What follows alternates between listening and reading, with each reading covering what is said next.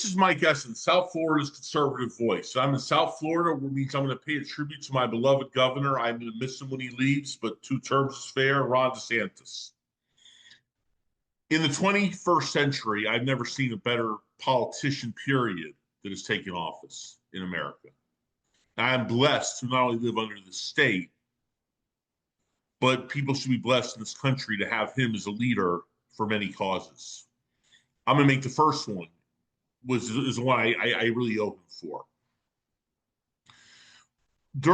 We all lived during that horrible lockdown, the lockdowns and mandates of COVID-19. We didn't know if we'd ever hug our kids, see our families, or go to the movies, go travel. We didn't know. Without IDs, without vaccinations, it was horrible.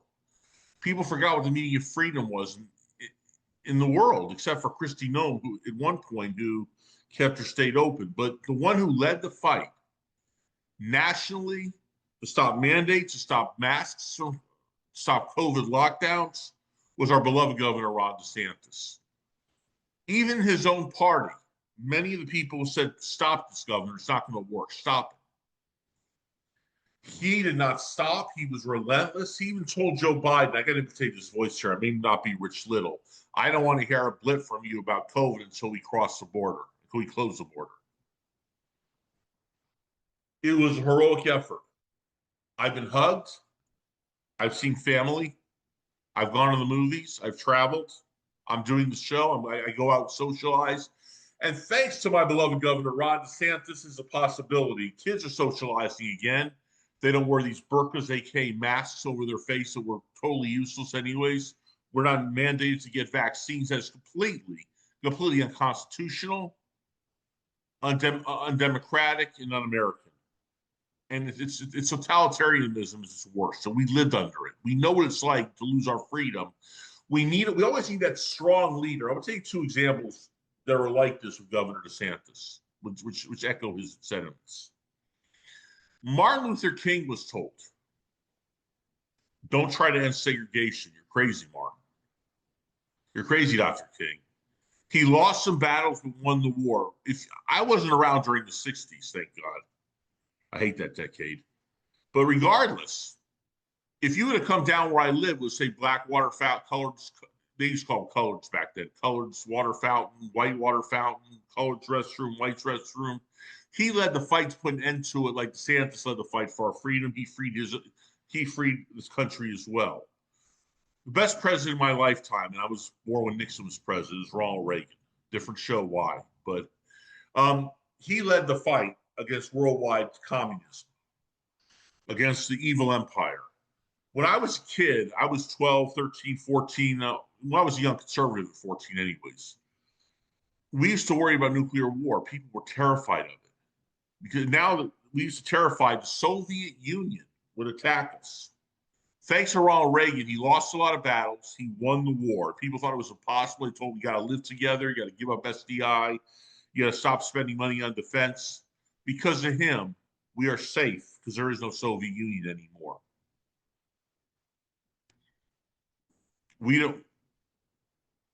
The communist threat from outside America is over now because of our beloved president. And because of this beloved governor, I am free. And I owe him my life for this, Governor DeSantis. But it doesn't stop there. He enacted the heartbeat bill, which probably protects about 80 to 90% of preborn children. In reality, the heartbeat starts at 3 weeks, but it's a 6-week ban. We should have a total ban, but this is good. This is what we'll settle for right now. Notice I said right now. And many pro-lifers said 6 to 20, would rather half a loaf for a full loaf. I hate that expression. I'd rather half a loaf for no loaf than no loaf, but I'm still hungry. So many preborn children have not been slaughtered, butchered, or maimed, or killed because of our beloved governor. If the heartbeat is detected, which it will be at 3 weeks, and most women don't know they're pregnant until way after 6 weeks. So abortion ban has pretty much happened in Florida. It's a pro-life state because of our beloved governor. I'm going to mention 2 things now he doesn't get enough credit for.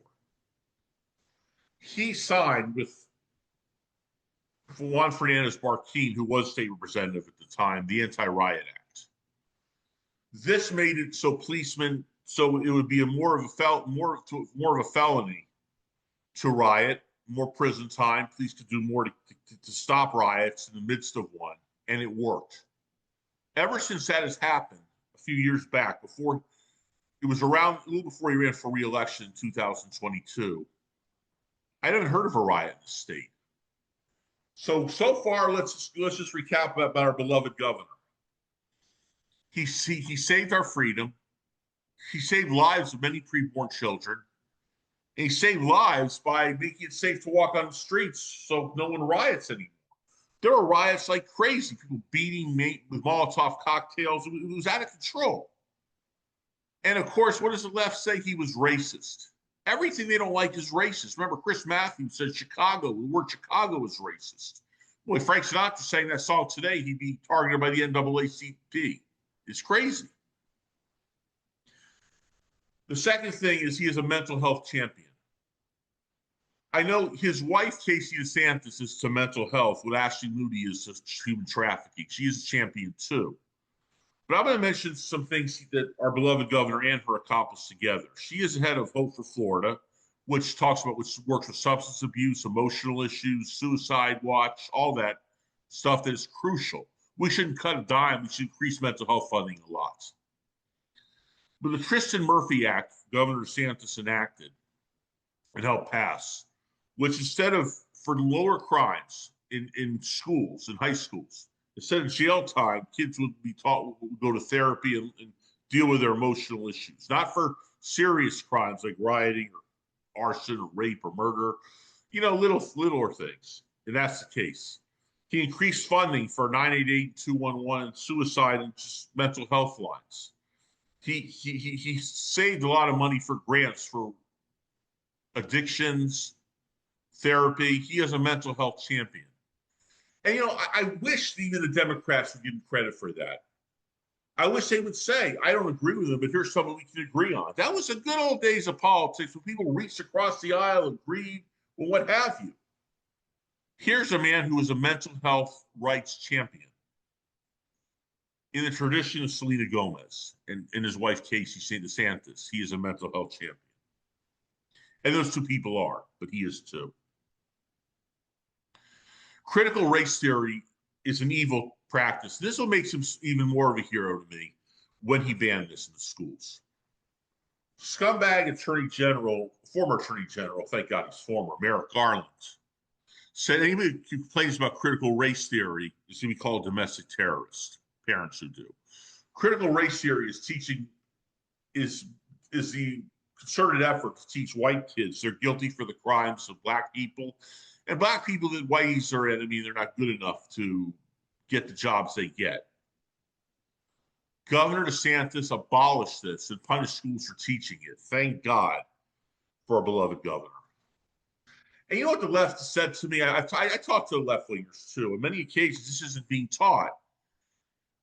What are these people on videos? Actors? They're not getting Academy Awards. They're complaining because their kids are being abused. This is child abuse in the classrooms. Another thing he fought for, and he fought even harder than the legislature on this, is the parental rights bill.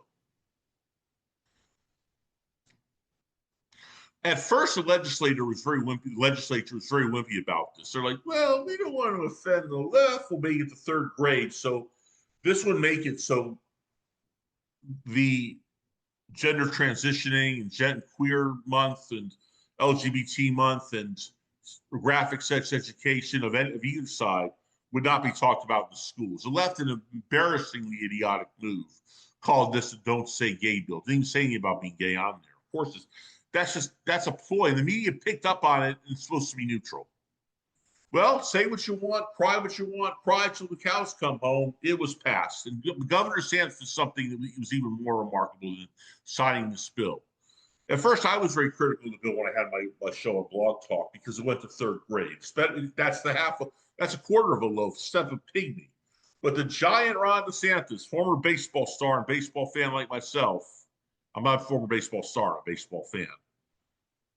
made critical race, made it illegal in all K through 12 to indoctrinate kids with LGBT agendas and propaganda. I'm thinking about this right now. Let's talk about 3 ways in which he saved children. No masks, no CRT. Actually, I make it 4: mental health funding, and not to be indoctrinated. I want to say something about that. Kids should be kids. When I was a kid, we played outside. We watched Bugs Bunny. We watched the Flintstones. We went to the movies. We played cops and robbers, hide and go seek, basketball. I want to go back to those days where kids should not be taught what to think, but how to think, and that is crucial. Something else he did. He has been a champion of fighting illegal immigration. He was one of the first governors to eliminate sanctuary cities where illegals are sheltered. Sanctuary cities and supporting them is a completely indefensible position, in my very, very, very, very strong opinion. He ended it. He also lowered the cost of prescription drugs through many efforts of his. He is a Second Amendment champion. He signed permitless carry. The sign of being a fighting conservative to me, like Ted Cruz, like Ron DeSantis, like Josh Hawley, like not many, but Rand Paul, like some of the people you see are not like people who say, well, I don't want to make waves. Let me tell you something. You're in office. You chose this life. If you don't want to make waves, resign. If you're afraid of being called a racist or a right winger, God forbid, resign. It's crazy. I'm going to make a statement here and there. Now, I always say I don't like talking about 2028 election. I'm going to break my own rule and do it. People are going to ask me all the time who I would love to see run. Who better than Governor DeSantis? The 2 choices are J.D. Vance and Marco Rubio. And I'm not going to bash them. But they were not the people who sit in the governor's. They didn't lead the fight and win and sit in the governor's office and abolished COVID mandates and lockdowns. They weren't the ones who passed the heartbeat bill in Florida. I'm not saying they didn't do anything in their roles, but they didn't pass the Anti-Riot Act. They didn't pass mental health reform. They didn't abolish CRT. They didn't abolish sanctuary cities and support the parental rights bill. Governor DeSantis is a once-in-a-lifetime politician. And I want to tell you something else that I want to add to his presidential resume. He was also a congressman for 3 terms. When he was a congressman, he was the one who urged President Trump to move the embassy in Israel to its rightful city in Jerusalem. He was the one. President Trump did it, but he was like the man behind the scenes in the role. And as a Jew, thank you, Governor DeSantis. Yes, thank you, President Trump, for that also. And then Congressman DeSantis, of course, but he'll always be my governor. I'm going to miss Governor DeSantis a lot because I'm not going to guess he's running for president. I'm not in his mind. How would I know? I'm sure he's thought about it. I hope he does. I hope he wins. Another thing I love about him is all amongst all the things I mentioned is the way he handles the press.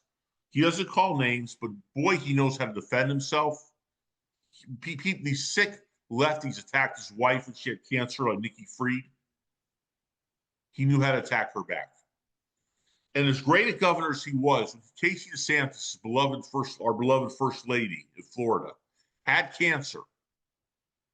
He stepped away from the office to save her life.